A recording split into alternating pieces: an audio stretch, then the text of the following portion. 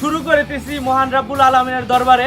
তো সর্বপ্রথম মহামান্য আদালত, যেদিন কপিলের ছেলেকে ঠান্ডা খাওয়ানি হয়েছিল সেদিন আমার মক্কেল ব্যারিস্টার সুমেন এই দেশেই ছিল না। তাহলে সে কোথায় ছিল? সে কোথায় ছিল সেটা আপনাকে আমি মুখে বলতে পারবো না, বাট সে কপিলের ছেলেকে ঠান্ডা খাওয়াই নাই। প্রমাণ ছাড়া ওই পদক্ষেপ নিতে পারবে।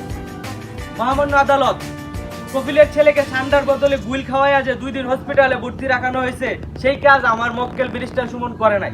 তার প্রমাণ এই খাতায় আছে, আশা করি আপনি গ্রহণ করবেন। গ্রহণ করা হলো। যে কপিলের ছেলের জন্য ঠান্ডা খুঁজে এনে দেবে তার সাথে কপিলের 2 মেয়ের বিয়ে দেওয়া হবে। আদালত এখানে সমাপ্তি করা হলো। আর সাকিব, তুমি তাড়াতাড়ি চলো, আদালতের বাইরে আমার সাথে দেখা করো। চলুন, চলুন, চলুন। সাহেব, আমি আর আপনি অরিজিনাল ঠান্ডা পাইলে কপিলের মেয়েকে বিয়ে করে বলবো। আমার কিন্তু বড় মেয়েটা আমার লাগবে। আচ্ছা, আর ওই যে ঠান্ডা, ওই ঠান্ডা।